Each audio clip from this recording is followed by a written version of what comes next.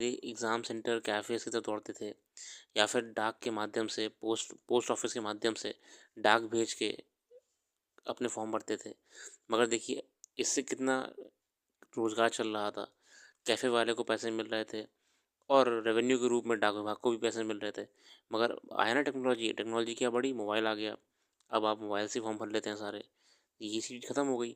परिवर्तन तो आज नहीं तो कल आता रहेगा। परिवर्तन तो आएगा। आगे बढ़ते हैं इसी के साथ अगले संपादकीय की ओर। ये महाकुंभ को लेके, व्यवस्थाओं को लेके एक लेख है।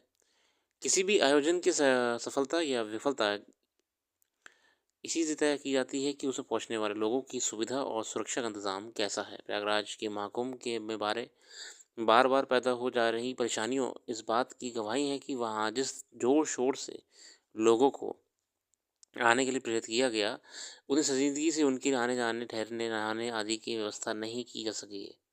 शायद प्रशासन अंदाज़ा लगाने में विफल रहा कि कितने लोग वहाँ पहुँच सकते हैं और उनकी सुविधाएं का कैसे ध्यान रखा जाना चाहिए। मिसमैनेजमेंट। मौनी अमावस्या के दिन मची भगदड़ में लोगों के घायल होने और मारे जाने के बाद भी ज़रूरी उपायों पर ध्यान नहीं दिया गया। इसे चलते न केवल प्रयागराज में बल्कि आसपास के वाराणसी और अयोध्या जैसे तीर्थ स्थानों पर भी परेशानियां बढ़ गई हैं। अब लोग क्या हो रहे हैं कि लोग जब उस रूट पे निकल ही रहे हैं तो रास्ते में जितनी भी स्पिरिचुअल प्लेसेस पड़ रही हैं, अयोध्या, वाराणसी, वहाँ पे भी चले जा रहे हैं, तो वहाँ भी भीड़ बढ़ रही है। माघ पूर्णिमा के दिन इतने लोग जुट गए कि प्रयागराज को जोड़ने वाली सड़कों पर घंटों जाम लग गया।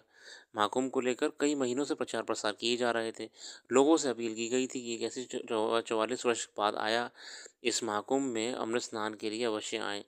बढ़ चढ़ कर दावे किए गए कि वहाँ अब तक की सबसे अच्छी व्यवस्था की गई है, मगर व्यवस्था एकदम फेलियर हो गई है। लगातार रेल सेवाएं बाधित होती रहीं। संगम क्षेत्र में भीड़ बढ़ने के कारण कई गाड़ियों को बाहर ही रोकना पड़ा। मध्य प्रदेश सरकार को भी प्रयागराज जाने वाले मार्गों पर यातायात सुगम बनाने के लिए पुलिस प्रशासन को उतारना पड़ा है। देखिए व्यवस्था तो है ही है, सरकारों की जिम्मेदारी होती है अपने नागरिकों की सेवा, सुविधा और व्यवस्था बढ़िया रखना। अगला संपादकीय है भारत अमेरिकी कारोबार का नया दौर।